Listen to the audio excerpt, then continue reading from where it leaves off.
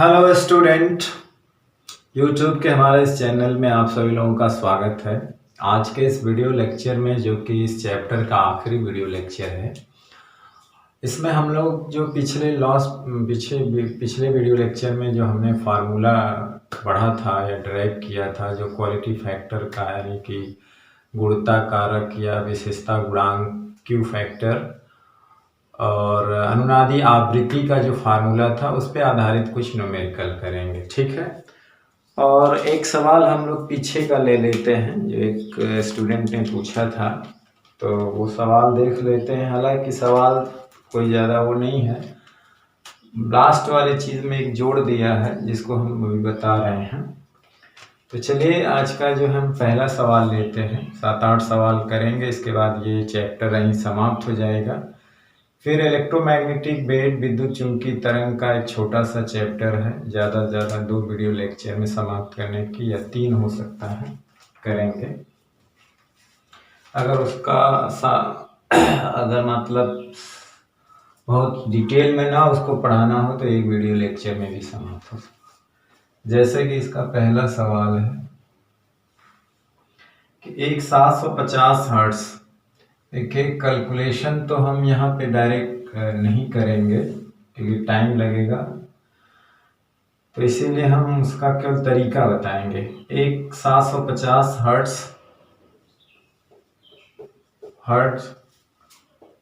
30 volt, मतलब ये जो दिया है VRMS की वैल्यू दिया, ERMS स्रोत श्रेणी क्रम में, स्रोत के श्रेणी क्रम में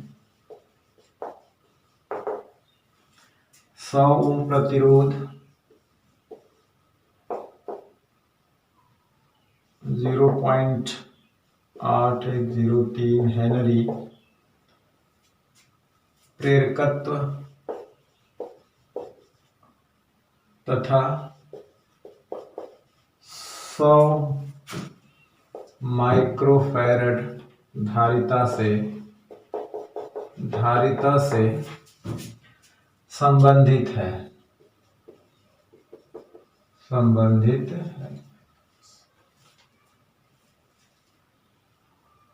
कितने समय में प्रतिरोध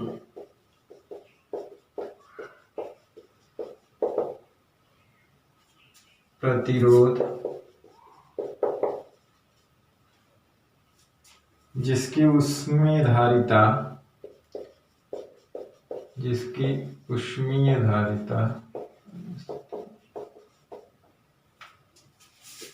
3 जूल पर डिग्री सेल्सियस है का ताप, प्रतिरोध का ताप 20 डिग्री सेल्सियस बढ़ जाएगा।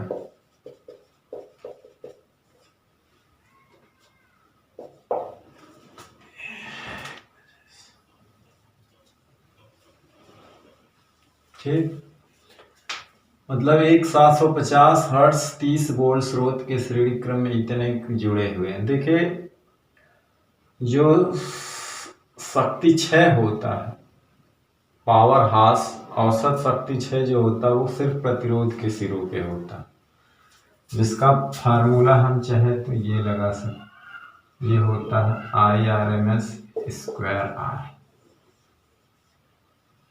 या इसको एवरेज शक्ति क्षय कह सकते हैं। सिर्फ रेजिस्टेंस के कारण होता है। आपने पीछे देखा प्योर L था, प्योर C था, तो पावर हास 0 आता था, औसत शक्ति क्षय क्या आती थी, 0 आता था। तो जो शक्ति क्षय होता है सिर्फ रेजिस्टेंस के कारण होता है।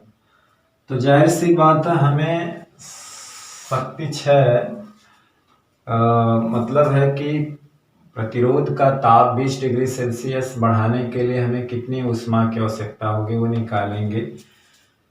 फिर ये मान लीजिए उसका ताप बढ़ने में 20 डिग्री सेल्सियस ताप बढ़ने में T समय लगता है, तो P में T से अगर हम गुणा कर देंगे तो ऊष्मा या ऊर्जा के बराबर होगा। तो हमारा मेन मकसद है ये कैलकुलेट करना, और इसको कैलकुलेट करने के लिए ज़रूरी है कि जब IRMS लेंगे तो ERMS बटे Z करना पड़ेगा, क्योंकि वो परिपथ में क्या है, C है, L है, ये सब है।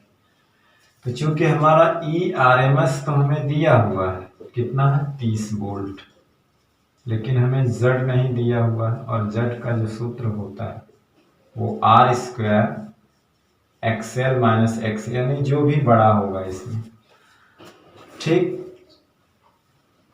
क्योंकि यहाँ पे शक्ति 6 निकालेंगे और एक फार्मूला और होता है MS गुणे डेल्टा T, यानी कितनी उष्मा जरूरत पड़ेगी प्रतिरोध का ताप अगर हमको बढ़ाना है, तो उसका एक फार्मूला होता है M गुणे S गुणे डेल्टा T, और इसको हम लोग ऊष्माधारिता कहते हैं। क्या कहते हैं? ऊष्माधारिता। ये ऊष्माधारिता कितने ऊष्मा की आवश्यकता होगी अगर उसका टेम्परेचर 20 डिग्री सेल्सियस बढ़ा दिया जाए, तो ये सूत्र लगाएंगे, ठीक है। और यही प्रतिरोध में अगर इसमें T से गुणा कर देंगे इधर दोनों तरफ, तो यही ऊष्मा उत्पन्न होगी किसमें उत्पन्न होगी? प्रतिरोध में। दोनों को इक्वेट कर देंगे, फिर बराबर करके टाइम निकाल लेंगे, ठीक है। तो अब हमें जरूरत पड़ेगी एक्सेल निकालने के लिए, तो इसमें क्या क्या दिया हुआ है? पहले दिया है F जो हमारा दिया हुआ है 750 हर्ट्ज दिया हुआ है, और R जो हमारा दिया है 100 ओम दिया है, H हमारा जो दिया है 0.1803 दिया हुआ है, ठीक। C हमारा जो दिया हुआ है वो 100 माइक्रो फैरड माइनस 10⁻⁶ फैरड है, ठीक। तो हमारा मेन मकसद यहाँ तो पहले एक्सेल है। एक्सेल मतलब ओमेगा एल, ओमेगा एल का मतलब 2πfl, तो 2 गुणे 3.14 F 750 और L का मान 0.03। अब आप इसे कैलकुलेट करें, हमने कैलकुलेट करके इसको रखा हुआ है, तो इसे हम अगर कैलकुलेट करेंगे ओमेगा एल की वैल्यू, ये पूरा यानी एक्सेल की वैल्यू, तो ये निकल करके आएगी 849 ओम आई है कैलकुलेटर से, ठीक। उसी तरह से हम XC मालूम करेंगे जो होता है 1/ओमेगा C, यानी 1/2πfc, यानी 1/2 गुणे 3.14 गुणे 750 गुणे 100 माइक्रो फैरड। तो इसको अगर हम कैलकुलेट करेंगे तो हमारा जो मान निकल के आएगा इसको कैलकुलेट करने पर वो 2.13 ओम आएगा, और R हमारा दिया ही हुआ है 100 ओम है। अब हम इसको कैलकुलेट कर लेते हैं। Z तो 100 का स्क्वायर, एक्सेल कौन बड़ा है? एक्सेल बड़ा है 849 माइनस 2.13 का स्क्वायर। अब इसे भी कैलकुलेट किया गया है। भाई देखिए इसमें कैलकुलेशन बड़ी हार्ड है, सवाल कुछ नहीं, लेकिन कठिन कहाँ से है? हालांकि बोर्ड में तो इस तरह के बहुत उलझाव नहीं पूछने चाहिए, क्योंकि आप कैलकुलेशन ही करते रह जाएंगे। इसका स्क्वायर करेंगे, इसमें से इसको घटाएंगे, तो कैलकुलेशन करने पे आई है, हमने करके देखा है इसको, ये ठीक 852.75 ओम करके देखा, क्या है सवाल में था, ठीक। तो ये आएगा, आप करके देख लीजिएगा, ठीक। अब हम ये जड़ हमें पता हो गया, अब इसका स्क्रीनशॉट ले लीजिए। हमें IRMS जरूरत है, हमें किसकी जरूरत है? IRMS की जरूरत है। तो स्क्रीनशॉट लीजिए, इसको हम मिटा दें। चलिए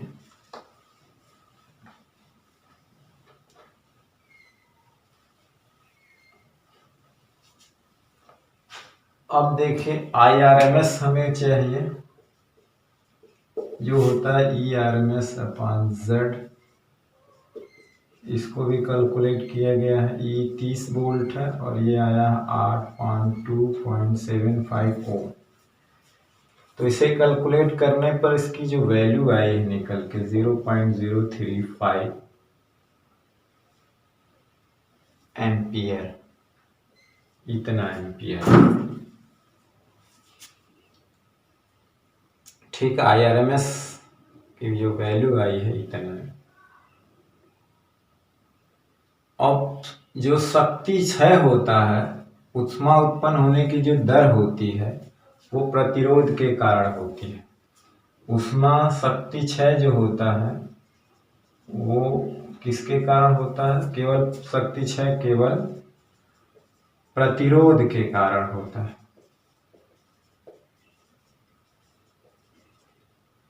तो प्रतिरोध के सिरों पर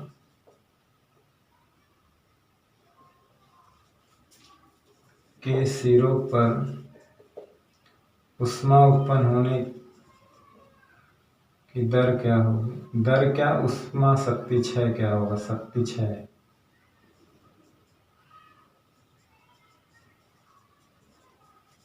तो औसत शक्ति क्षय होता है IRMS स्क्वायर R, है ना?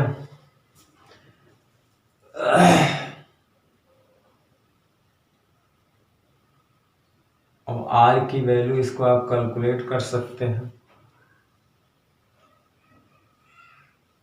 तो IRMS स्क्वायर करेंगे तो हो जाएगा 0.035 का होल स्क्वायर इंटू 100, है ना? इतना वाट में आएगा।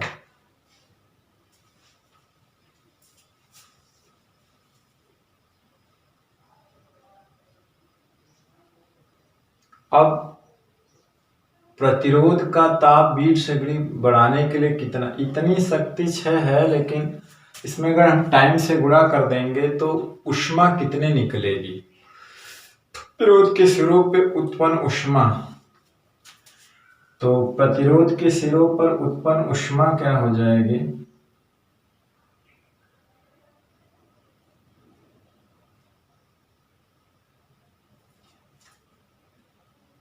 IRMS की वैल्यू तो आई है, कितनी आई है? हाँ, ये 30 इतना। तो प्रतिरोध के सिरों पर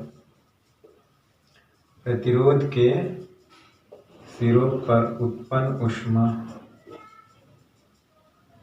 वो हो जाएगा P बार गुणे टाइम,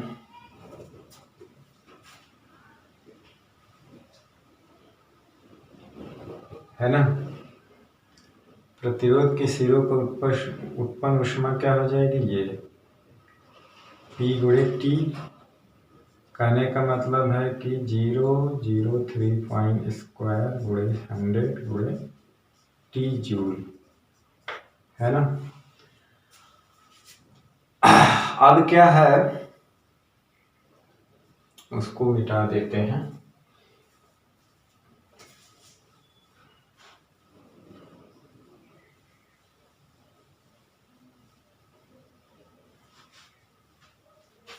सवाल में पूछा है कितने समय में प्रतिरोध का ताप 20 डिग्री सेंटीग्रेड बढ़ जाएगा?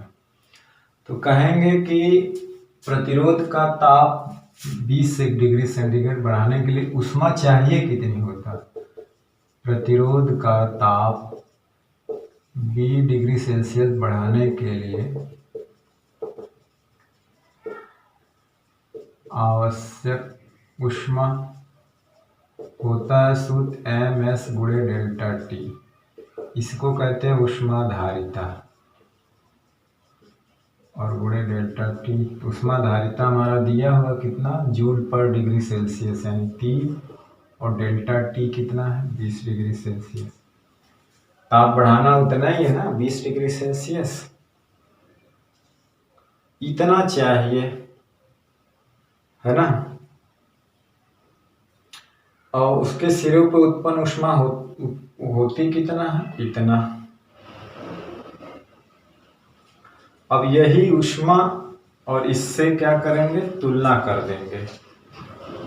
तो क्योंकि प्रतिरोध की सिरों पर इतना ऊष्मा उत्पन्न होती है और 20 डिग्री बढ़ाने के लिए इतना ऊष्मा चाहिए, तो कहने का मतलब है कितने देर तक वो रहे, ऊष्मा निकलेगी कि उसका ताप इतना बढ़ जाएगा।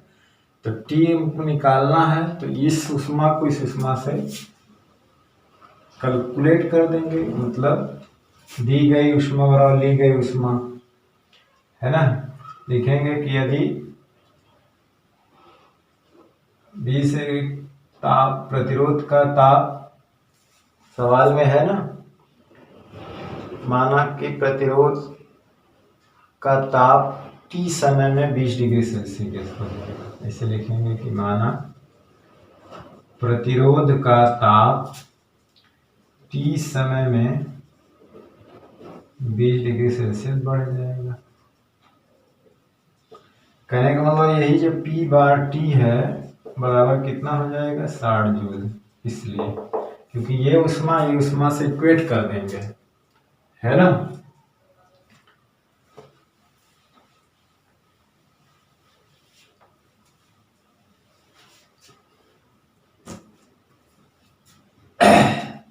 तो यहां से हमने ये लिखा हुआ है कि 035 का स्क्वायर गुणे 100 गुणे टी बराबर 60 जूल।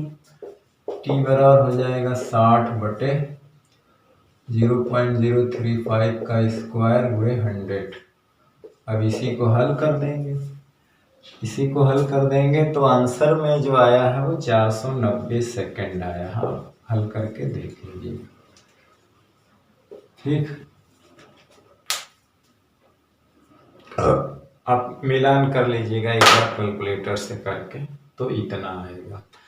तो यहाँ तो जड़ निकालने तक तो सारी चीजें पीछे की थी। यहाँ पर यही था, आपने जूल ऊष्मा वो का नियम जो पढ़े हैं, जूल का नियम,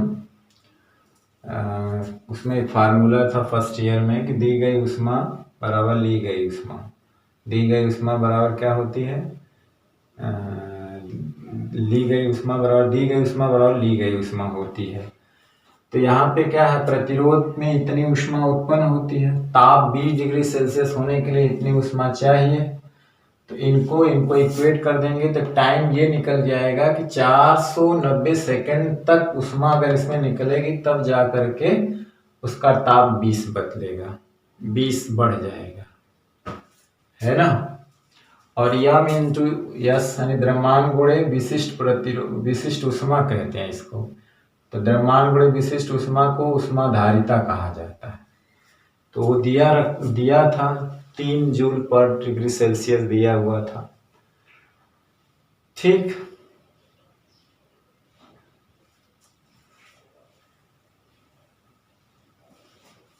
चलिए अब दूसरा सवाल लगाते हैं।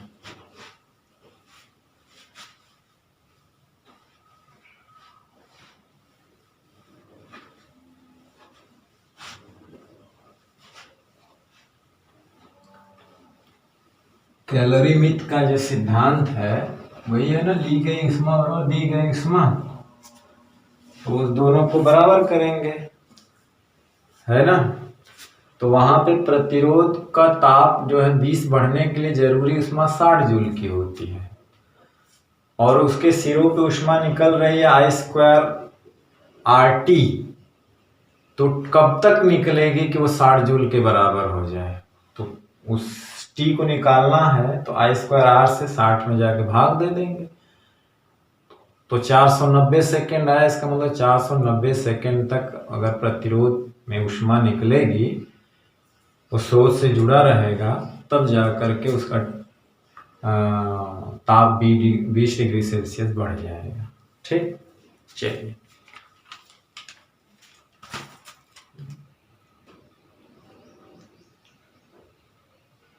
चलिए दूसरा सवाल।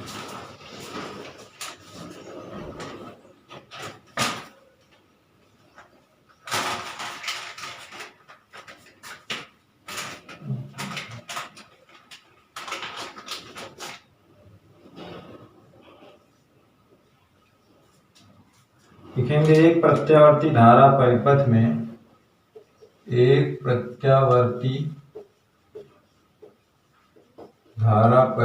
में यल दिया हुआ है 0.5 हेनरी और सी दिया हुआ है 8 माइक्रोफैरड जुड़े हैं।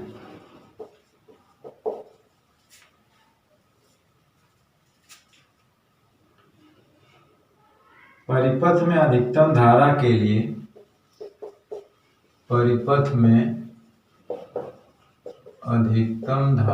लिए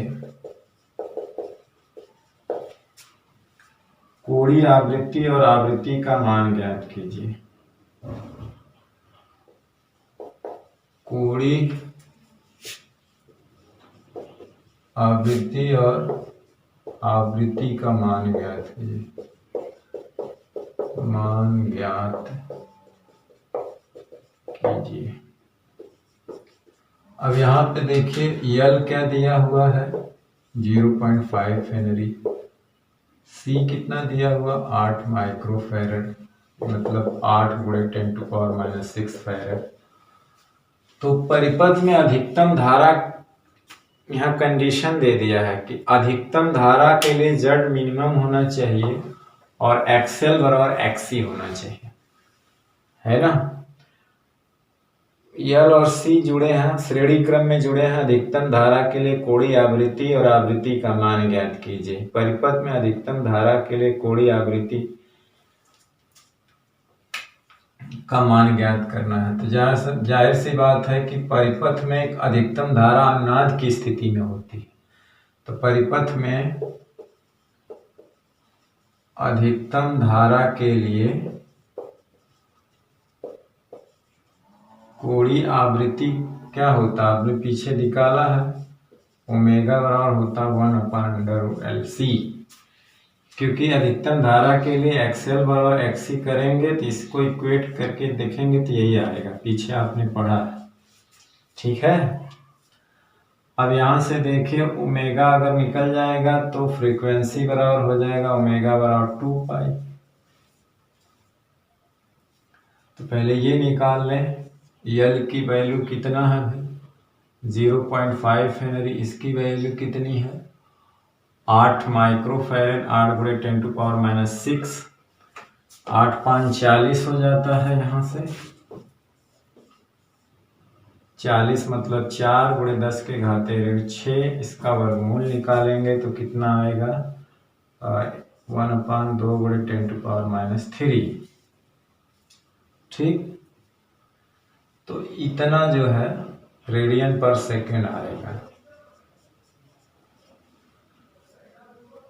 और हमें आवृत्ति चाहिए तो ω/2π होता है। तो ओमेगा की वैल्यू कितना आई है 2 × 10⁻³ और यहाँ से 2π मतलब पाई की वैल्यू 3.14।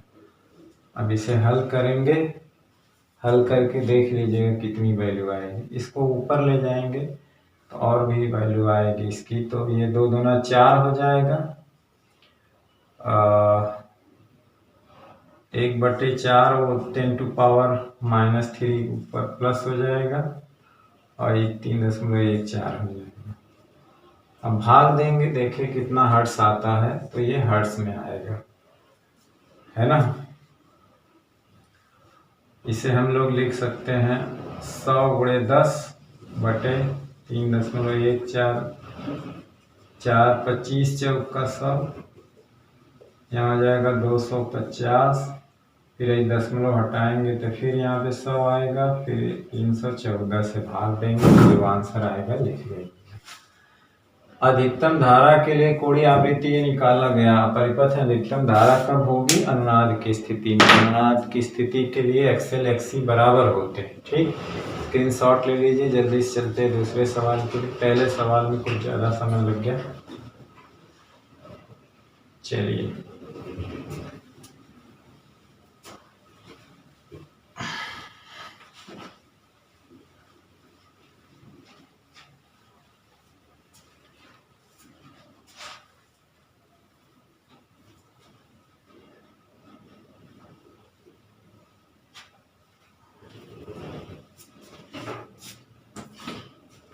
अब जैसे कि तीसरा सवाल है,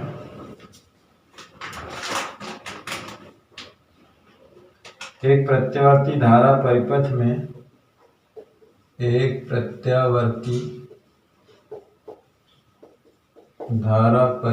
में RL तथा C श्रेणी क्रम में जुड़े हुए हैं। आर एल तथा सी श्रेणी क्रम में जुड़े हुए हैं। आर का मान 10 ओम, आर का मान 10 ओम तथा यल का मान 2 पाई स्क्वायर हेनरी है। संधारित्र C के किस मान के लिए, संधारित्र C के किस मान के लिए परिपथ अनुनाद की अवस्था में होगा, परिपथ अनुनाद की अवस्था में होगा, यानी अनुनादी आवृत्ति से निकालेंगे, अवस्था में होगा। यदि आरोपित वोल्टता 220 वोल्ट, यदि आरोपित वोल्टता 220 वोल्ट तथा 60 हर्ट्ज का है, 60 हर्ट्ज का है, इस परिपथ में प्रवाहित धारा का मान तथा वोल्टता धारा में कालांतर ज्ञात कीजिए। इस परिपथ में प्रवाहित धारा का मान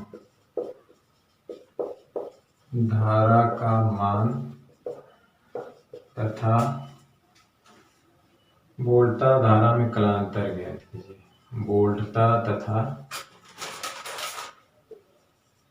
धारा में कालांतर ज्ञात कीजिए, कालांतर ज्ञात कीजिए।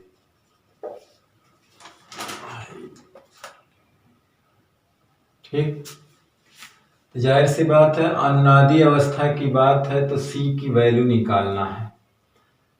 आर सी श्रेणी क्रम में जुड़े, आर का मान 10, एल का मान 2 पाई स्क्वायर हेनरी है। सी के किस मान के लिए परिपथ अनुनादी अवस्था में होगा। ठीक है, तो सी की वैल्यू निकालना है, फिर जाकर IRMS निकालना है या I नॉट निकालना, बात एक ही है ना। IRMS यानी I मैक्सिमम निकालना है, तो ERMS की वैल्यू दिया है तो इसलिए IRMS निकालना, I नॉट या RMS, क्योंकि 220 वोल्ट जो दिया वो VRMS ये ERMS होता है। और फिर उसकी Z की वैल्यू निकाल लेंगे यहाँ पे। तो जाहिर सी बात है, अनुनाद की अवस्था में Z R के बराबर होता है ना। अनुनाद की अवस्था में अनुनादी आवृत्ति जो होती है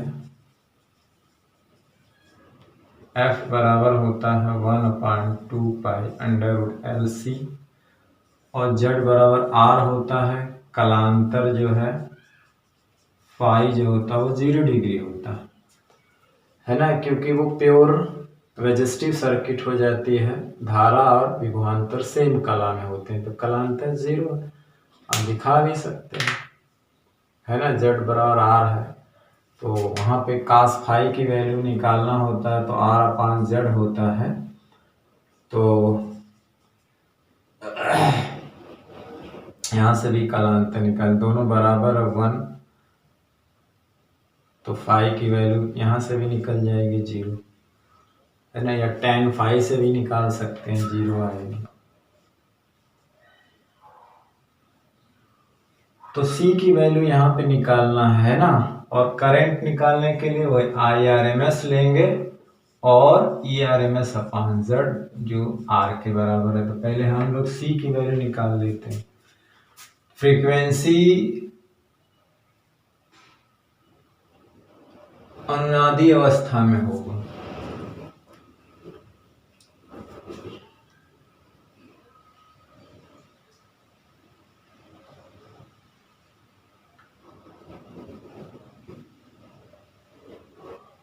इसका वो नहीं दिया है।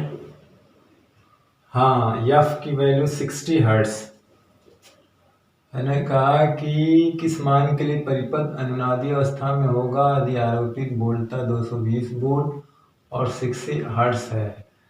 तो इस परिपथ में प्रवाहित धारा का मान तथा वोल्टता और धारा में कलांतर ज्ञात कीजिए। तो 0 होगा ये RMS यानी 60 हर्ट्ज होगा, उसी पे अनुनाद की अवस्था हो रही है ना।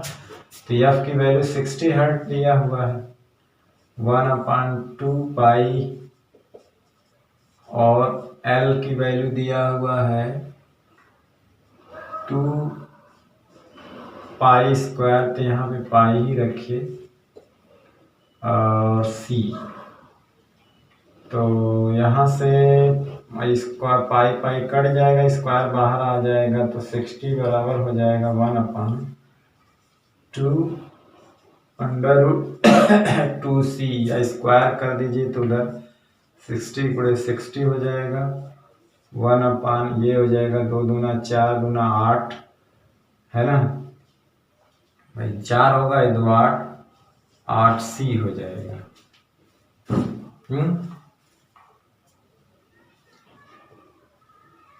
तो C बराबर क्या हो जाएगा, 1/3600 गुणे 8, मतलब 1/ कितना 8 0 0 8 0 0 8 6 48, 4 8 3 के 24, 2 4 28, इतना आएगा, जिसकी वैल्यू कैलकुलेशन पर अगर भाग देंगे तो जो भी है इतना आएगा ना। C की वैल्यू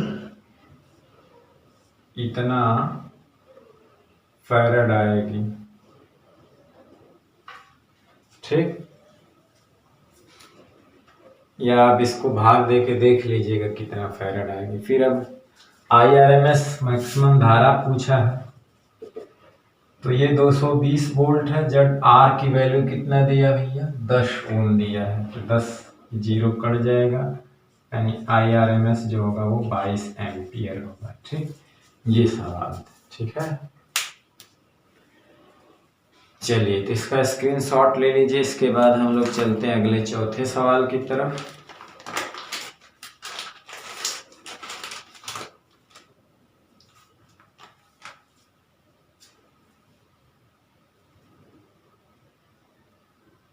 चलिए,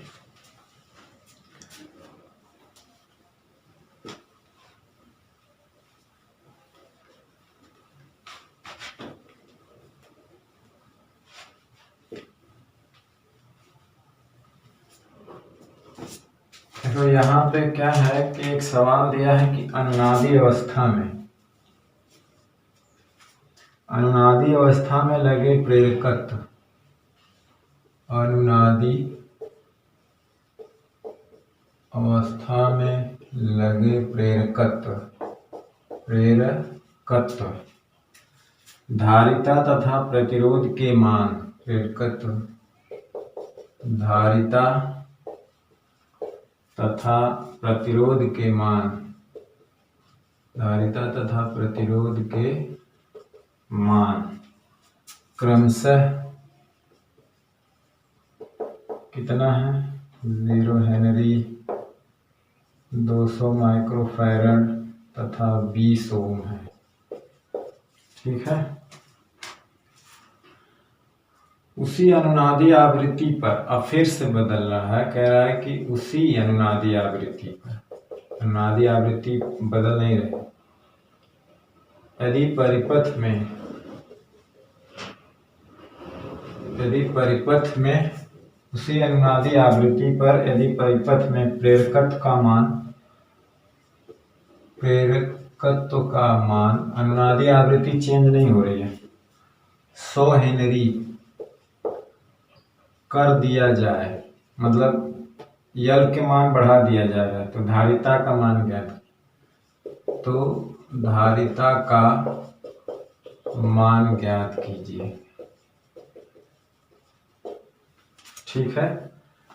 तो जाहिर सी बात है कि अनुनादी आवृत्ति F0 या वो F जो है हल है, वो होती है 1/2 पाई √LC। तो यहाँ पे शुरू में L की वैल्यू 0.1 हेनरी दिया था, C 200 माइक्रोफैरड, यानी फैरड, और आर दिया था 20 ओम। इसका कोई मतलब होता है अनुनादी आवृत्ति। ठीक है, बाद में क्या कर रहा है कि एफ नॉट कांस्टेंट है, ये नहीं बदल रहा। उसी अनुनादी आवृत्ति बाद वाला एल डैश कितना है, 100 हेनरी है, तो सी डैश क्या हो जाएगा, जबकि ये मान लो बराबर है। बाद में हम लोग मानते हैं एफ डैश है, तो उसकी अनुनादी आवृत्ति 2 pi under root L dash C dash हो जाएगी। दिया है कि एफ ओ नॉट बराबर एफ ओ डैश, उसी अनुनादी आवृत्ति पर, तो इसको बराबर कर देंगे 2 pi under root L C. ठीक है, यहाँ पे हो जाएगा 2 pi under root L C dash, ये कट जाएगा, यानी कि अंडर रूट एल सी बराबर हो जाएगा under root L dash C dash. Square कर देंगे, दोनों का वो हट जाएगा, तो हमें यहाँ पे सी डैश अगर चाहिए, सी डैश बराबर हो जाएगा एल सी मतलब एल डैश। तो एल पहले कितना था 0.1, फिर सी कितना था 200 गुणे 10⁻⁻⁶, और यहाँ पे एल डैश कितना 100। तो देखिए 2 0 कैंसिल हो गया, तो 0.1 मतलब 2 से गुणा करो, 2 गुणे 10⁻⁻⁶, यानी 0.2 माइक्रो फैरड, ये आंसर हो जाएगा। ठीक, तो ये सवाल था। चलिए, इसका स्क्रीनशॉट लेना है तो ले लीजिए। चलते हैं 5वें सवाल की तरफ। ठीक है,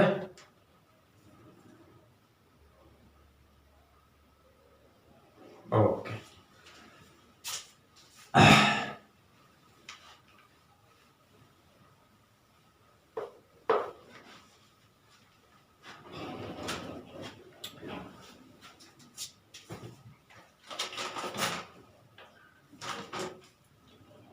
पांचवा सवाल है कि एक प्रसारण केंद्र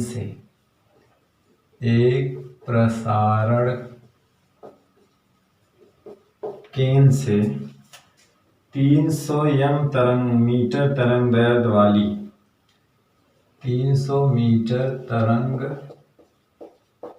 दैर्ध्य वाली तरंगे प्रसारित हो रही हैं, तरंगे प्रसारित हो रही है। 2.4 माइक्रोफैरड 2.4 माइक्रोफैरड धारिता वाला संधारित्र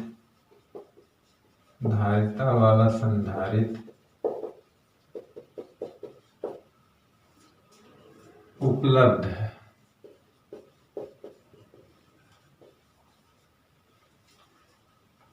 तो अनुनादी परिपथ के लिए आवश्यक प्रेरकत्व की गणना कीजिए। तो अनुनादी परिपथ के लिए आवश्यक प्रेरकत्व की गणना करें। अनुनादी परिपथ के लिए आवश्यक प्रेरकत्व की गणना कीजिए।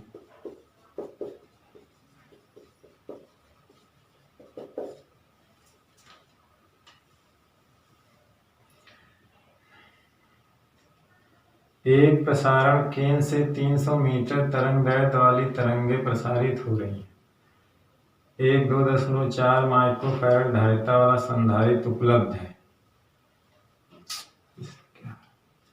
तो अनुनादी परिपथ के लिए आवश्यक प्रेरकत्व की गणना कीजिए। मतलब है कि इसमें जो है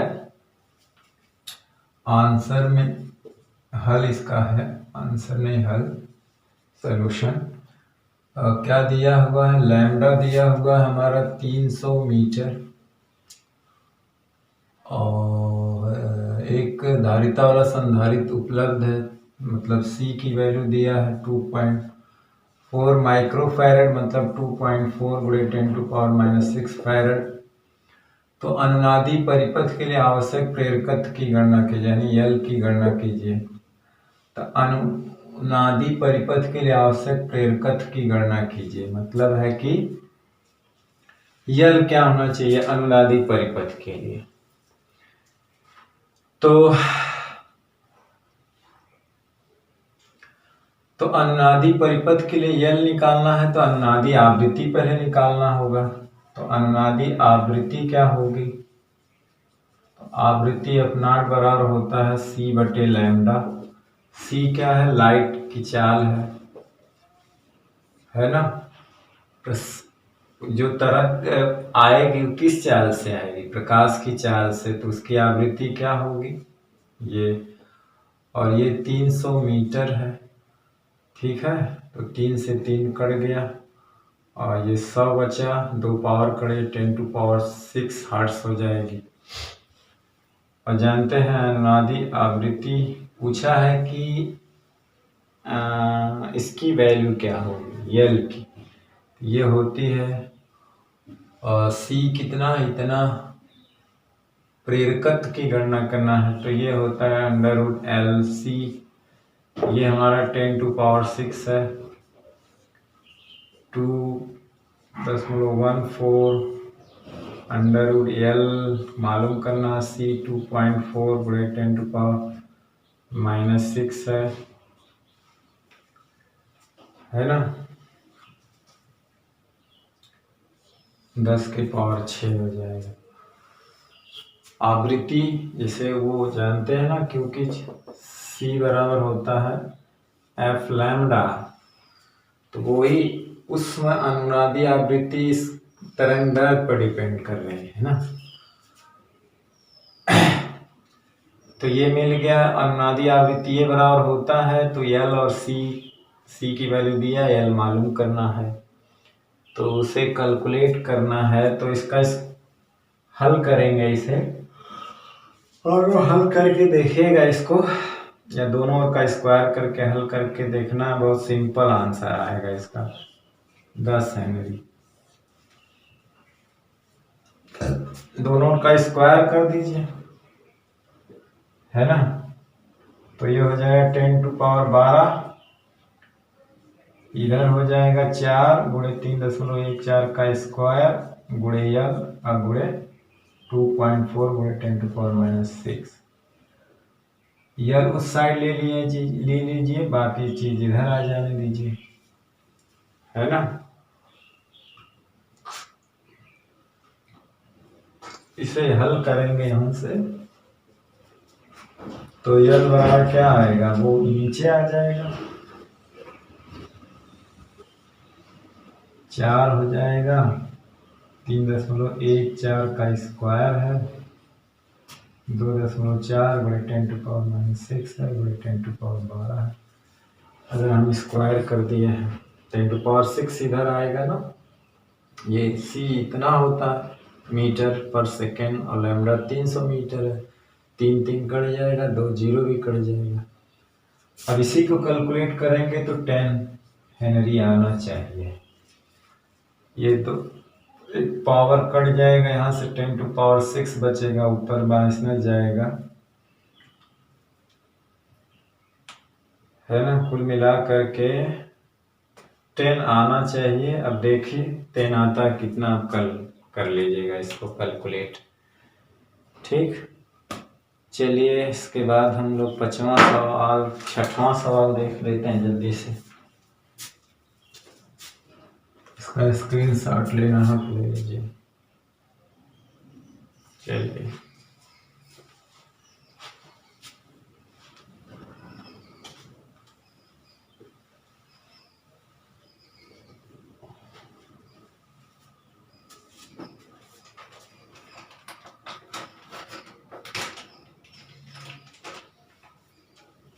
छठवां सवाल क्या है कि श्रेणी LCR परिपथ में, श्रेणी LCR परिपथ में 220 वोल्ट तथा 50 हर्ट्ज, 220 बोल तथा 50 हर्ट्ज के स्रोत के साथ 11 ओम का प्रतिरोध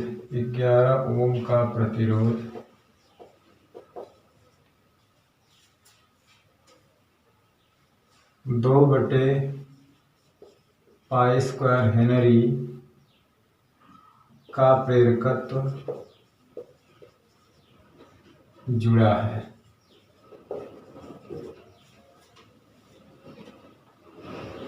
संधारित्र के किस मान के लिए परिपथ अनुनादी अवस्था में होगा? संधारित्र के किस मान के लिए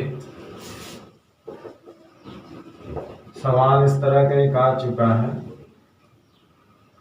परिपथ अनुनादी अवस्था में होगा। परिपथ अनुनादी अवस्था में होगा। तो ये तो आप लगा सकते हैं। प्रवाहित धारा, परिपथ में प्रवाहित धारा का मान भी ज्ञात कीजिए। परिपथ में प्रवाहित धारा का मान ज्ञात कीजिए। तो कर ही लेंगे। इसमें अनुनादी आवृत्ति प्रतिरोध से तो कोई मतलब है नहीं, तो आप अनुनादी आवृत्ति का फार्मूला लगाइएगा 1/2π√LC। तो L दिया है, C निकल जाएगा, और F यहाँ पे F0 का मान दिया हो 50 हर्ट्ज, वहाँ 60 हर्ट्ज दिया हुआ था, 50 हर्ट्ज दिया हुआ। L की वैल्यू दिया है 2/π² हेनरी दिया हुआ है, C ठीक। और ERMS की वैल्यू दे दिया है 220 वोल्ट, और हमें करंट चाहिए, तो IRMS मतलब ERMS बटे Z यानी वही बराबर R की वैल्यू, क्योंकि अनुनाद की स्थिति में Z बराबर R होता है। तो आप इसको लगा लीजिएगा, ठीक है। IRMS की वैल्यू 20 एम्पियर आएगी, और इसकी वैल्यू C की जो भी आए, है ना, देख लीजिएगा कैलकुलेट करके C की वैल्यू कितना आ रही है।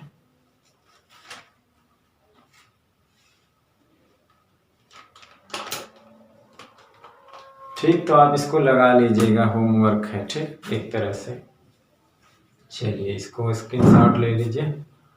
चलते हैं 7वें सवाल की तरफ।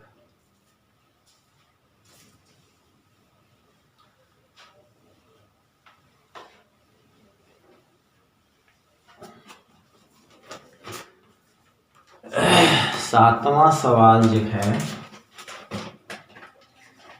दिया है, LCR परिपथ में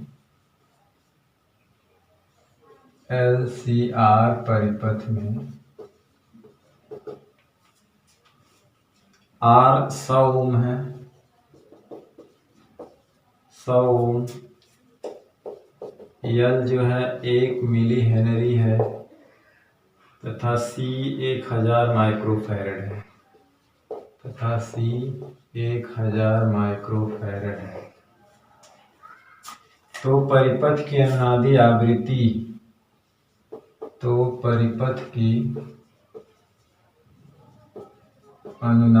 आवृत्ति तथा बैंड चौड़ाई ज्ञात कीजिए।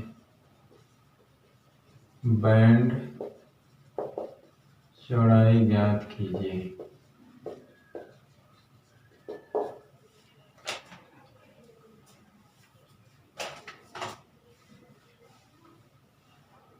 ठीक है, बैंड चौड़ाई पूछा है और अनुनादी आवृत्ति। तो पहले हम लोग बैंड चौड़ाई निकालेंगे, फिर अनुनादी आवृत्ति निकालेंगे। तो देखो R कितना दिया हुआ हमारा 100 ओम, L कितना दिया 1 मिली हेनरी, मतलब 10⁻³ हेनरी। C दिया हुआ हमारा 1000 माइक्रोफैरड, मतलब 1000 × 10⁻⁶ तो परिपथ की अनुनादी आवृत्ति मतलब F0 एक तरह से, और बैंड चौड़ाई मतलब डेल्टा ओमेगा, है ना। पहले बैंड चौड़ाई देखेंगे, उससे ये मिल जाएगा। तो बैंड चौड़ाई बराबर होता है, जानते हैं, R/L, पीछे याद करिए। तो यहाँ से R का मान कितना है 100 ओम, और L का मान कितना है 10⁻³ यानी ऊपर जाएगा 10⁵ हर्ट्स आएगा, है ना। इतना हर्ट्स की बैंड चौड़ाई है। और यही वाले फार्मूले में देखेंगे कि 2 डेल्टा ओमेगा को हम लोग क्या लिख सकते हैं, 2 पाई डेल्टा F0, है ना। अरे सॉरी 2 पाई F0 R/L, डेल्टा F0 होना चाहिए यहाँ पे, क्योंकि हम वहाँ पे क्या पूछा है, परिपथ की अनुनादी आवृत्ति तथा बैंड चौड़ाई ज्ञात कीजिए। यानी कहने का मतलब ये जो होगा, इसको इस रूप में लिखेंगे तो 2 पाई F2 - F1 R/L, क्योंकि ओमेगा बराबर क्या होता है 2 पाई F होता है। तो डेल्टा है तो यहाँ मतलब F2 - F1, तो वही F2 - F1 पूछा है आवृत्ति, R/2 पाई L हो जाएगा, तो R हो जाएगा 100 ओम, ठीक। और 2 पाई 3.14 और L की वैल्यू 10⁻³ अब इसे हल कर लीजिएगा, कितना आ रहा है F2 - F1, वो अनुनादी आवृत्ति होगी, या ये भी एक तरह से बैंड चौड़ाई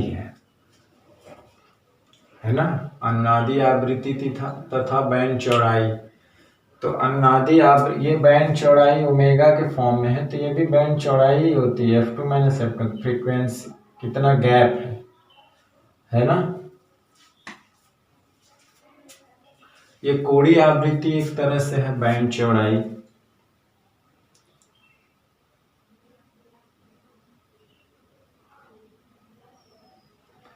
तो आवृत्ति इतना, इसको कैलकुलेट करेंगे तो ऊपर जा कर के ये 10⁵ हो जाएगा, और ये हो जाएगा 4 दूना 8, 2 एकम 2, 3 6। अब इसे हल करेंगे तो हमको मिल जाएगा डेल्टा F कितना होगा, डेल्टा F0, ठीक।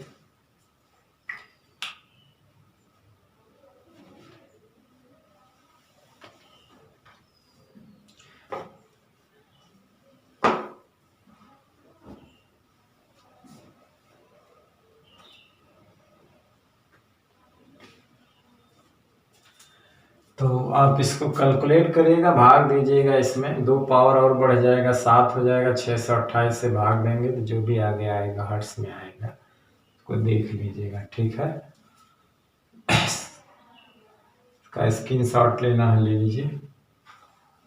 चलिए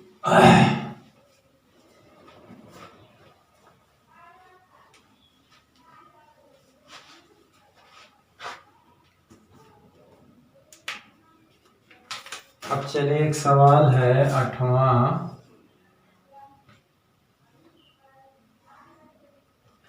कि एक LCR परिपथ की जिसमें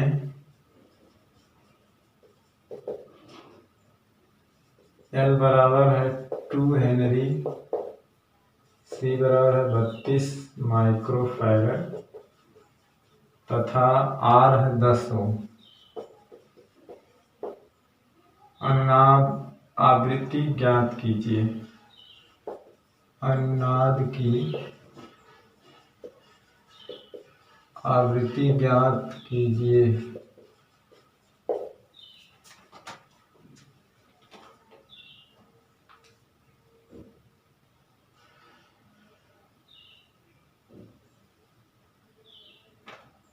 ठीक है।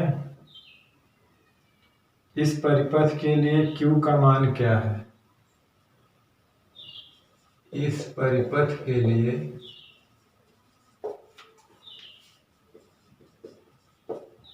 क्वालिटी फैक्टर Q का मान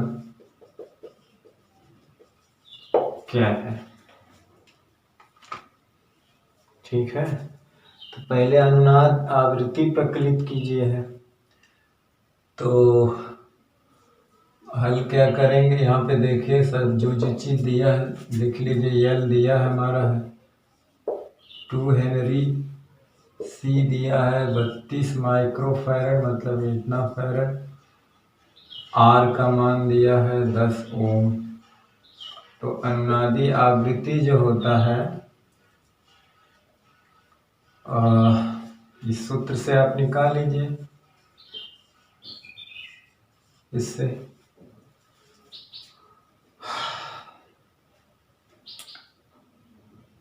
और क्वालिटी फैक्टर आप निकालना चाहेंगे तो क्वालिटी फैक्टर Q बराबर देखिए ओमेगा L बटे R होता है, ओमेगा C बटे R होता है ना।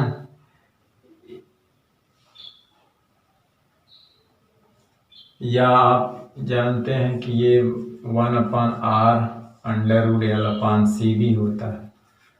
तो ओमेगा नहीं निकालेंगे, LC दिया हुआ है, R की वैल्यू भी दिया हुआ है, तो Q का मान निकल जाएगा। LC दिया तो F0 की वैल्यू निकल जाएगी। तो Q की वैल्यू यहाँ से इसकी वैल्यू यहाँ निकालना है तो आप कैलकुलेट करिएगा इसको। और L की वैल्यू क्या है 2 है और इसकी 32 है गुणे 10⁻⁻6, तो ये तो 64 हो जाएगी। अंडर 64 का वर्गमूल 8 हो जाएगा। तो 2 गुणे 3.14 गुणे 8/3।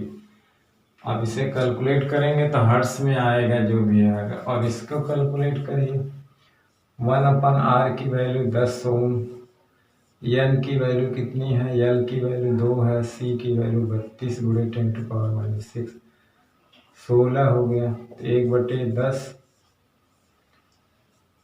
16 गुणे 10⁻⁻6 यानी कि 1/10। और इसको निकालेंगे तो 4 चौक को 16 यानी 4 गुणे 10 के घाते 3, तो 100/4 मतलब 25 आएगा।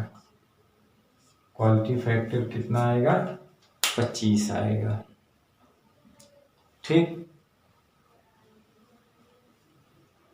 चलिए 2 सवाल और देख लेते हैं।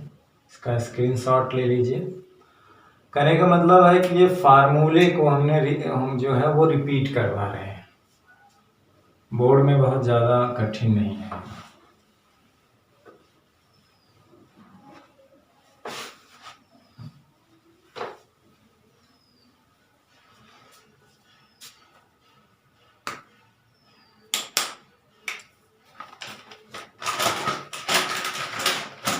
चलिए 9वां सवाल है कि LCR परिपथ में प्रतिरोध R, LCR परिपथ में प्रतिरोध R 14 ओम दिया है। R बराबर कितना दिया है 14 ओम। प्रेरकत्व 7 मिली हेनरी, प्रेरकत्व जो है 7 मिली हेनरी है।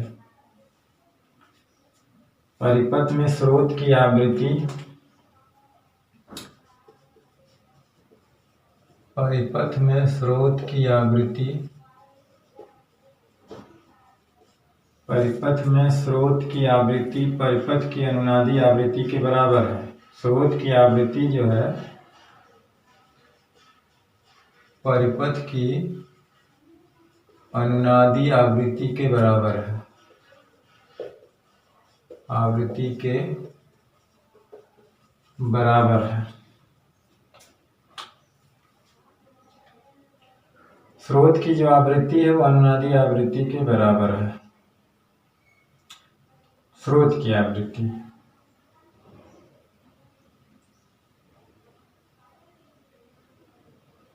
यदि परिपथ का विशेषता गुणांक,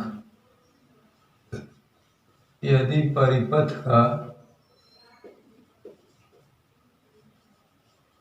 विशेषता गुणांक जो है मतलब इक्वालिटी फैक्टर 1/2 हो तो परिपथ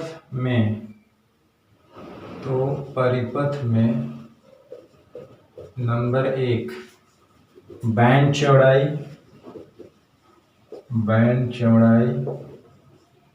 दूसरा धारतीय प्रतिघात मतलब एक्सी मालूम करना। ठीक है, तो हल कर लीजिए इसमें।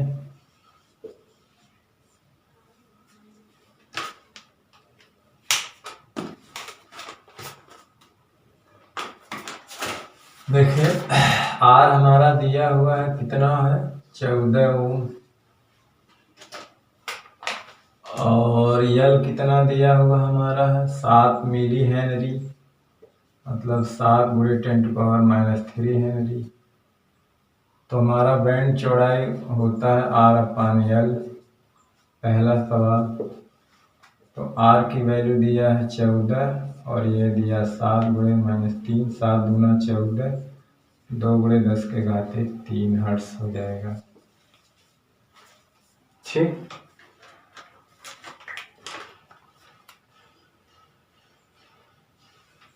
कोणीय आवृत्ति का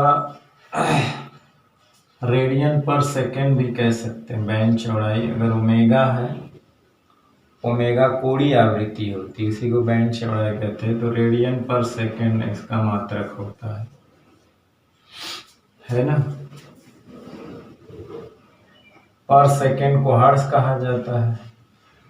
धारती प्रतिघात मतलब है कि एक्सी पूछा है क्या है, तो जाहिर सी बात है क्वालिटी फैक्टर दिया हुआ है तो Q बराबर होता है XC/R भी होता है, जैसे और XL/R होता है, या ये भी देखते हैं कि क्वालिटी फैक्टर 1/ωCR होता है, मतलब वही XC/R होता है। Q का फैक्टर XL/R भी होता है, ωL/R भी होता है। ठीक है ना, और Q का होता है EL/ER भी होता है। ऐसे ये सारे फार्मूले हैं, हमने पीछे लिखा हुआ है जैसा दिया हो। तो यहाँ से हमको XC चाहिए तो ये हो जाएगा Q × R। Q की वैल्यू हाफ है और R की वैल्यू 14 है, 7 दूनी 2 × 14, तो XC जो होगा 7 फैरड हो जाएगा, ओम हो जाएगा। ठीक, सिंपल सवाल है ना। चलिए एक सवाल और इसमें देख लेते हैं।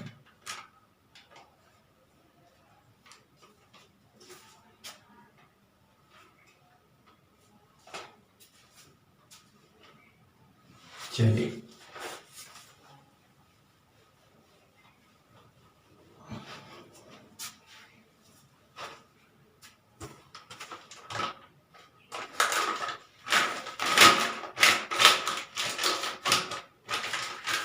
देखिए इसमें क्या कहा है कि एक LC परिपथ, 10वां सवाल है कि एक LC परिपथ अनुनाद की स्थिति में है, अनुनाद की स्थिति में है यदि C बराबर 1 माइक्रोफैरड, मतलब C की वैल्यू क्या दिया है 1 माइक्रोफैरड, तथा L दिया है 0.25 हेनरी है, हो तो परिपथ में दोलन की आवृत्ति ज्ञात कीजिए। परिपथ में दोलन की आवृत्ति ज्ञात कीजिए। आवृत्ति ज्ञात कीजिए। परिपथ का OB प्रतिरोध नगण्य है। परिपथ का ओमीय प्रतिरोध नगण्य है। नगण्य का मतलब यह है कि अनुनाद की स्थिति में तो प्योर रेजिस्टिव होता है, प्रतिरोध भी नगण्य। ये समांतर सीरीज की बात हो रही, अनुनादी सीरीज है। समांतर अनुनादी परिपथ के केस में प्रतिरोध नगण्य होता है। तो ऐसी परिपथ अनुनाद की स्थिति में है तो सी ये है, यल ये है, तो दोलन की आवृत्ति ज्ञात करना। तो मतलब वही ये फार्मूला लगेगा इसमें 1/2 दोलन की आवृत्ति मतलब अनुनादी आवृत्ति, तो इससे ये निकल जाएगा।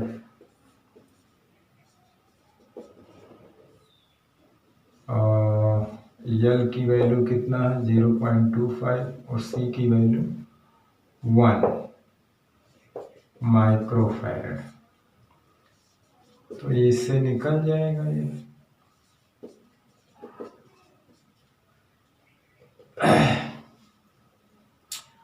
0.5 आ जाएगा यहाँ पे, × 10⁻³ अब इसी को हल करना है, जो भी आंसर आएगा वो हर्ट्ज में आएगा। तो ऐसी अनुनाद की स्थिति में ये आया कैसे, यहाँ पे कह देंगे XL बराबर XC, इसी से ये आया है, ठीक, क्योंकि अनुनाद की स्थिति में XL बराबर XC होता है, ठीक है।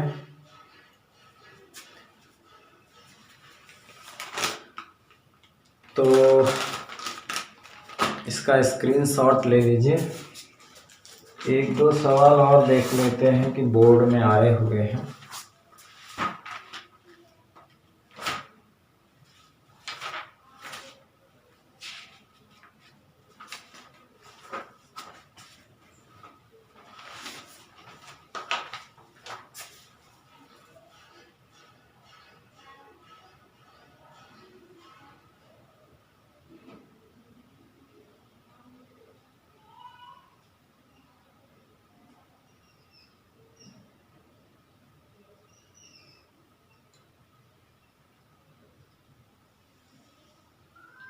चलिए देख लेते हैं सवाल।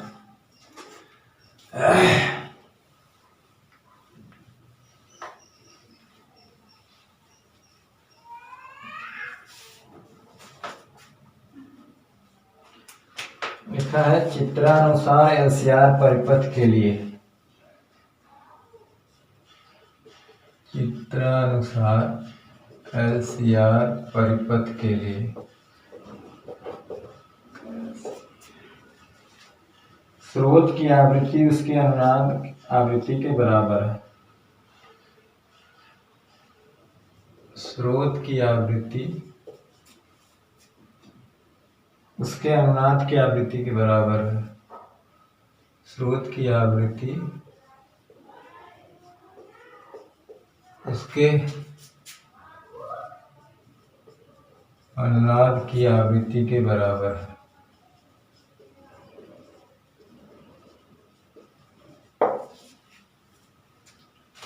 ठीक है, फिगर यहाँ पे दिया हुआ, थोड़ा इसमें स्याही नहीं है।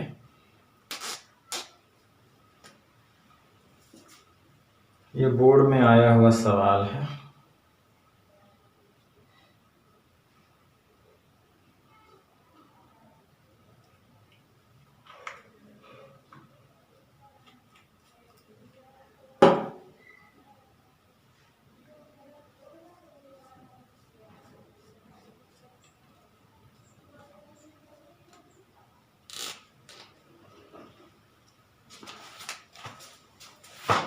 तो चित्र यहाँ बना हुआ है।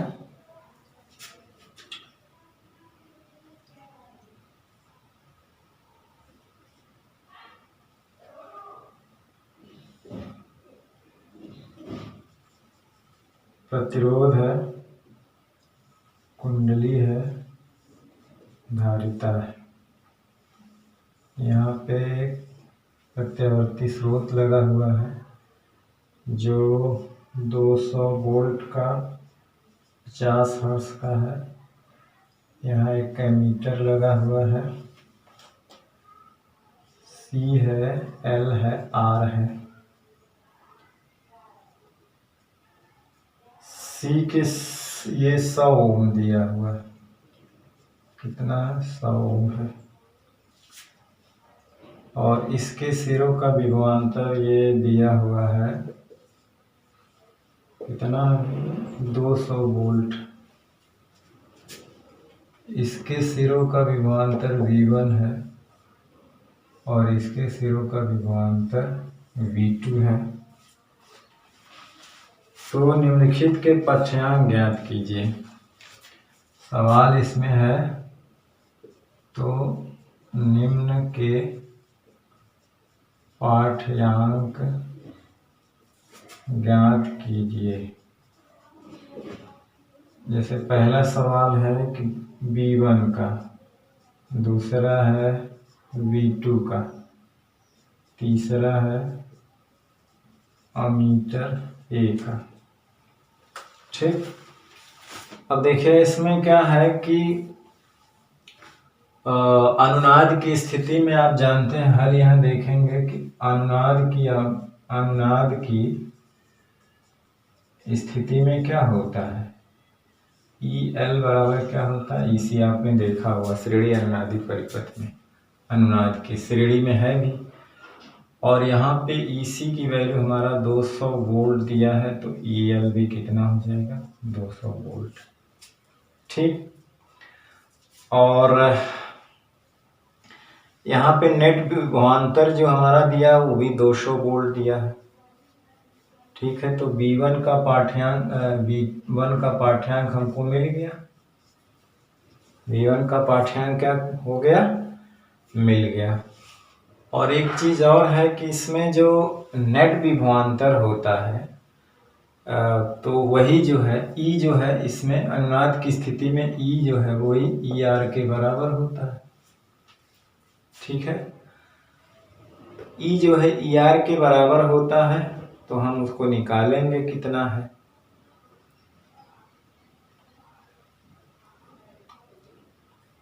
तो उसका पाठ्यांक निकालेंगे कितना होता है।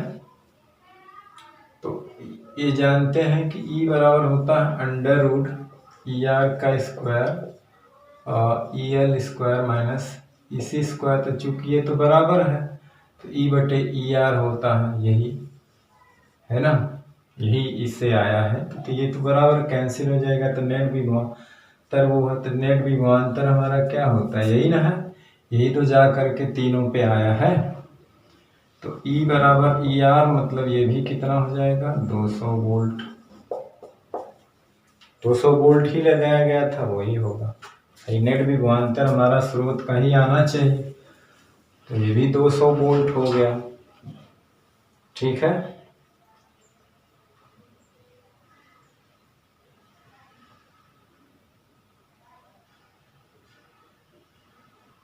वही BRMS कहिए चाहे RMS है। ठीक है, अब हमको क्या चाहिए, धारा। तो धारा जो एमीटर में धारा जो कौन सी नापता है, ये IRMS नापता है। तो चूंकि IRMS का मतलब होता है वो ERMS चाहिए और बटे Z चाहिए। तो अनुनाद की स्थिति में Z बराबर R होता है, तो IRMS ये कितना है 200 वोल्ट है, और Z ये कितना है 100 ओम है। ठीक है, तो ये कट गया, कितना होगा 2 एम्पियर। तो कितना बताएगा, 2 एम्पियर का पाठ्यांक बताएगा। और ये कितना है, ये V2 बताएगा 200 वोल्ट। तो सब 200 वोल्ट होंगे, उसमें 2 एम्पियर की करंट हो जाएगी। तो अमीटर का पाठ्यांक जो होगा 2 एम्पियर का आएगा। ठीक है, देखिए नेट विभवांतर का ये सूत्र है, तो चूंकि ये दोनों बराबर है तो नेट विभवांतर, ये तो नेट यहाँ लगा हुआ 200 वोल्ट, तो वो भी 200 वोल्ट, और ये 200 था तो EC बराबर, तो ये भी 200 वोल्ट। IRMS बराबर होता है EMS बराबर Z। अनुनाद की स्थिति में Z बराबर ही R होता है। Z बराबर क्या होता है, R होता है। ठीक, तो ये 2018 में पूछा गया प्रश्न, बहुत ही अच्छा सवाल है।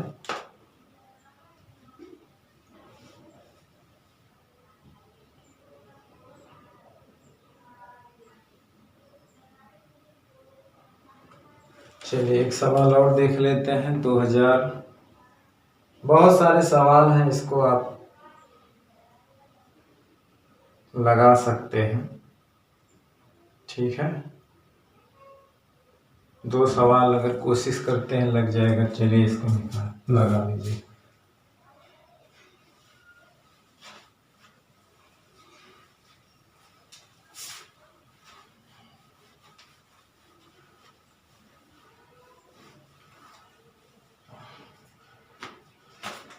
जैसे दिया है कि यदि 18 में पूछा गया था कि क्वेश्चन है 1.94 हेनरी, ठीक, प्रेरक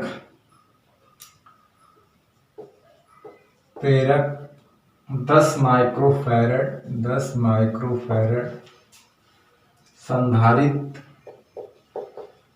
संधारित्र तथा 25 ओम प्रतिरोधक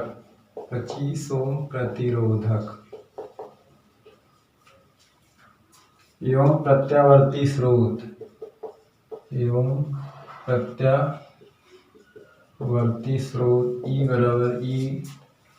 बराबर 285 साइन 100t बोल्ट के साथ श्रेणी क्रम में जोड़े गए हैं। बोल्ट के साथ श्रेणी क्रम में जोड़े गए हैं। परिपथ की प्रतिबाधा मालूम करना। पहले परिपथ की प्रतिबाधा, ठीक, वर्ग माध्य मूल मान RMS मान, ऊष्मा क्षय की दर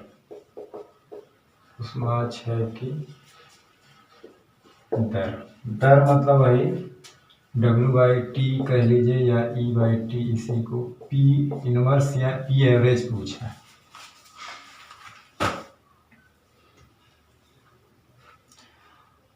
तो प्रतिबाधा हल क्या, बहुत ज़्यादा कठिन सवाल नहीं। प्रतिबाधा अगर निकालना है तो ये हमको चाहिए R² XL XC का होल स्क्वायर। ठीक है, संधारित्र छोटा है, L बड़ा है, तो इसके लिए आप क्या करिएगा, पहले XL निकालिएगा जो होता है ओमेगा L, फिर XC निकालिएगा जो होता है ओमेगा C, और वो हमारा जो दिया है वह E बराबर 285 साइन 100t, तो इससे इसको तुलना कर दीजिएगा साइन ओमेगा t, तो यहाँ ओमेगा वैल्यू क्या है 100 रेडियन पर सेकेंड। ठीक, और LC की वैल्यू दिया हुआ है तो आप ये निकालिएगा। ठीक, तो Z की जो वैल्यू आएगी XL सीधा तो जो Z की वैल्यू आई है उसका जो आंसर है वो 806.4 ओम है। करके देखिएगा। अब हमको चाहिए RMS मान किसका, वोल्ट के सेट परिपथ की प्रतिबाधा, तो वर्ग माध्य मूल धारा IRMS चाहिए। तो देखिए IRMS बराबर होता है I0/√2, तो पहले इसके लिए I0 चाहिए, तो I0 होता है E0/Z, और E0 की वैल्यू यहाँ से तुलना करेंगे तो क्या है 285 वोल्ट है ना। आप इसमें रख देंगे तो ये भी निकल आएगा। ऊष्मा क्षय की दर यानी P पावर IRMS का स्क्वायर इंटू R। ठीक है, तो बहुत ज़्यादा कठिन सवाल नहीं है, आप कैलकुलेट करिएगा। ठीक है, IRMS का ये फार्मूला, I0 का ये फार्मूला, ऊष्मा क्षय की दर का ये फार्मूला। उत्तर देख लेता हूँ, ये आएगा कम से कम 25 वाट आया है, और ये जो करीब आएगी IRMS धारा 0.25 एम्पियर करके देखिएगा। आई नॉट की वैल्यू जो भी आए यहाँ पे रखिएगा, जेड की वैल्यू ई नॉट की वैल्यू रखिएगा आएगा। ठीक, तो इसी तरह के सवाल आएंगे, बस कैलकुलेशन बहुत मजबूत होनी चाहिए। क्या होनी चाहिए? बहुत मजबूत। एक सवाल जल्दी से और देख लेते हैं, इसका स्क्रीनशॉट ले लीजिए।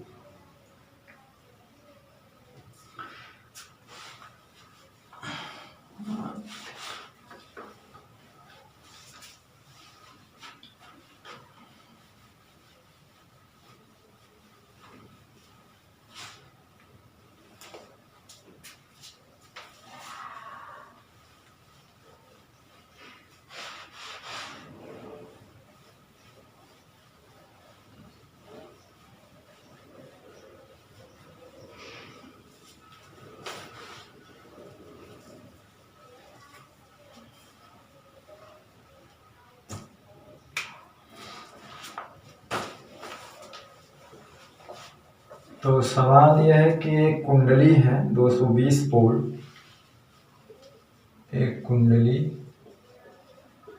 220 वोल्ट 50 हर्ट्ज वाली प्रत्यावर्ती धारा स्रोत से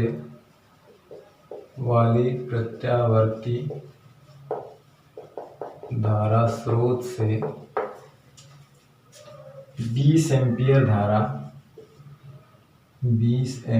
धारा तथा 200 वाट शक्ति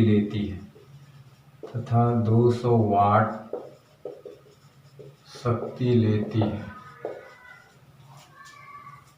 कुंडली का प्रतिरोध तथा प्रेरकत्व ज्ञात कीजिए। कुंडली का प्रतिरोध आर की वैल्यू पूछा। प्रतिरोध मतलब आर नहीं, सॉरी, कुंडली का प्रतिरोध एक्सएल होता है। और क्या पूछा है? तथा प्रेरकत्व ज्ञात कीजिए। प्रेरकत्व ज्ञात कीजिए। इसमें भी शक्ति 6 दे रखा है।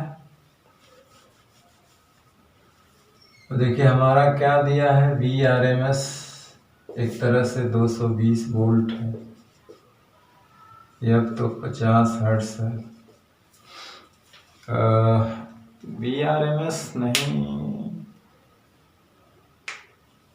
220 वोल्ट है।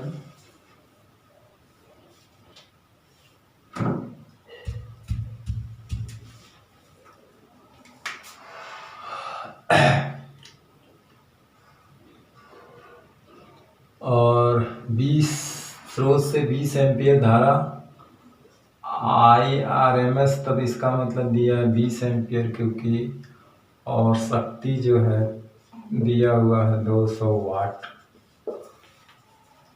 IRMS की वैल्यू वो सब दिया रहता है, जो उपकरण होते हैं वो IRMS वैल्यू ही नापते हैं, शिखर वैल्यू नहीं। तो कुंडली का प्रतिरोध मतलब एक्सएल पूछा है और एल पूछा है।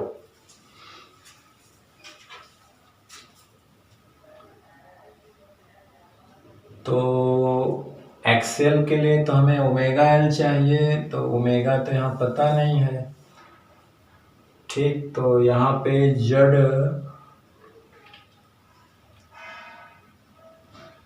जेड भी नहीं दिया है।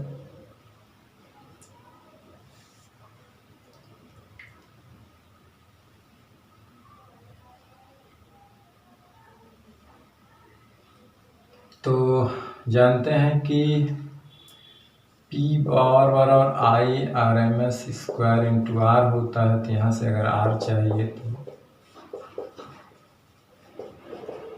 ये हो सकता है, R निकल सकता है यहाँ पे। तो IRMS स्क्वायर है 20 एम्पियर।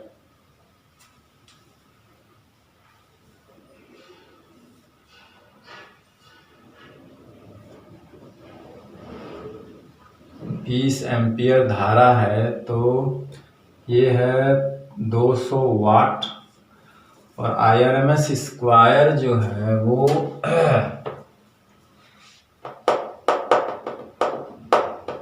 20 एम्पियर है।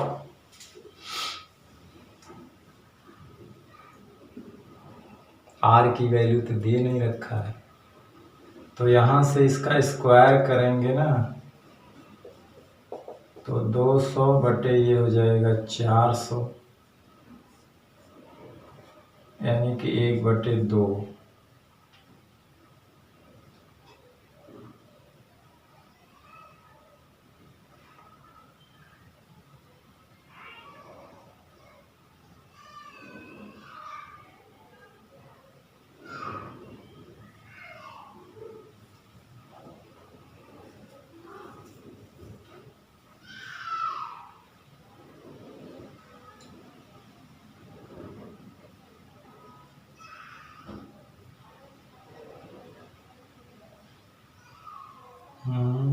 रेजिस्टेंस की वैल्यू ये हो गई, और जेड की वैल्यू से ये निकलेगा, ये आर स्क्वायर होता है एक्सएल माइनस एक्सी का स्क्वायर,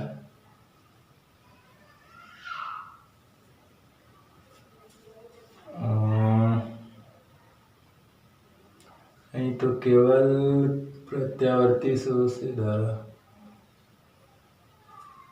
कुंडली का प्रतिरोध, यानी केवल यल जुड़ा है और प्रतिरोध है इसमें, तो इसलिए सॉरी ये रहेगा एक्सएल का स्क्वायर होगा। तो अब जेड IRMS बराबर होता है ERMS अपान जेड होगा, ठीक। तो यहाँ से जेड बराबर हो जाएगा ERMS बटे IRMS, तो ये इम्प्लाई करेगा ERMS बटे IRMS अंडर रूट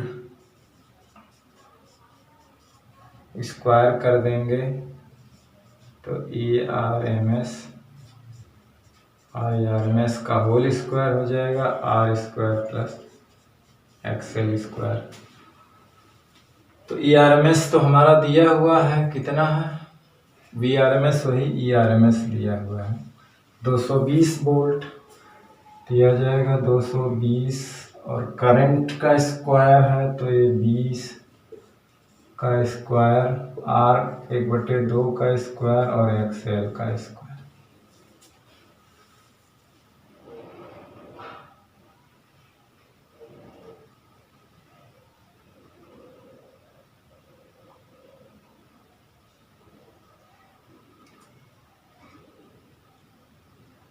यही सवाल में ये हो सकता है कि ये 20 एम्पियर है कि 2 एम्पियर है ना।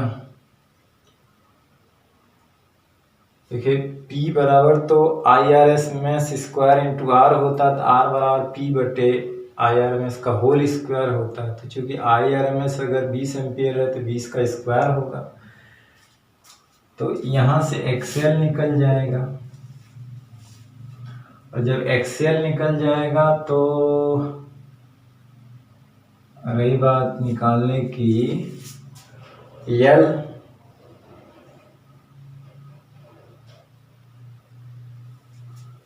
तो एक्सएल बराबर होता है ओमेगा एल, तो यहाँ से एल बराबर हो जाएगा एक्सएल बटे ओमेगा, मतलब एक्सएल बटे 2πf। तो एक्सएल की वैल्यू जो भी आएगी वो आएगी, 2π की वैल्यू 3a और f की वैल्यू 50 है, तो ये निकल जाएगा, ठीक है। तो ये तरीका है ना, इस तरह से सवाल को हल करेंगे।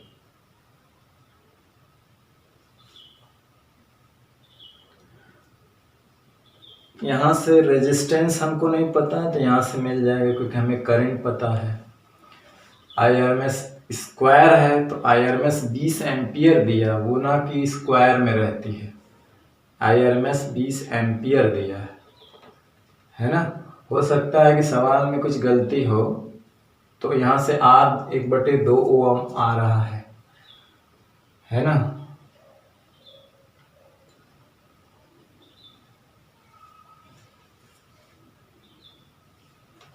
तो जेड बराबर ये होता है, केवल इसमें प्रेरकत्व जुड़ा हुआ है ना, जहाँ पे कुंडली का प्रतिरोध भी है, प्रतिरोध और केवल कुंडली जुड़ी हुई है, ठीक है।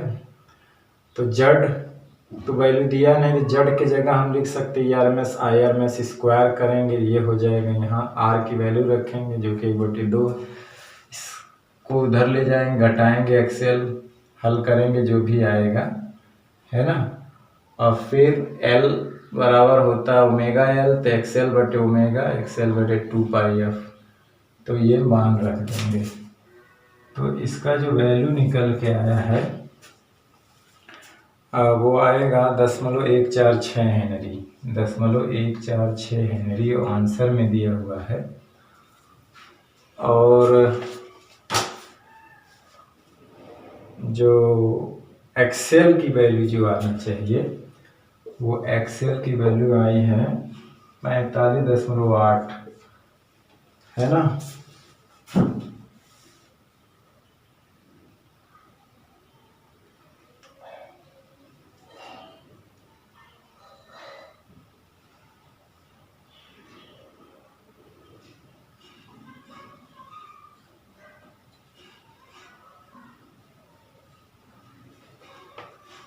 IRMS जो वैल्यू है 2 एम्पियर है, 20 एम्पियर नहीं 2 एम्पियर है। तो यहाँ पे 2 का स्क्वायर अगर हम करेंगे तो ये 4 हो जाएगा, है ना। और यहाँ पे 4×5 = 20, मतलब ये 50 ओम आएगा। ठीक है, तो यहाँ पे आप 50 ओम कर देंगे, है ना। बाकी हल करिएगा आप। ठीक, ये 2 एम्पियर 0.0 था ये। ठीक है, इसका स्क्रीनशॉट लीजिए, कैलकुलेशन आप स्वयं प्रैक्टिस करिएगा घर पे। ठीक है, तो आज ये चैप्टर और ये लेक्चर भी यहीं समाप्त होता है, और हम लोग अब एक नए लेक्चर के साथ, यानी नए चैप्टर में नए टॉपिक नए लेक्चर के साथ फिर मिलेंगे। तब तक पढ़ाई करते रहिए, पढ़ते रहिए। All the very best, thank you very much.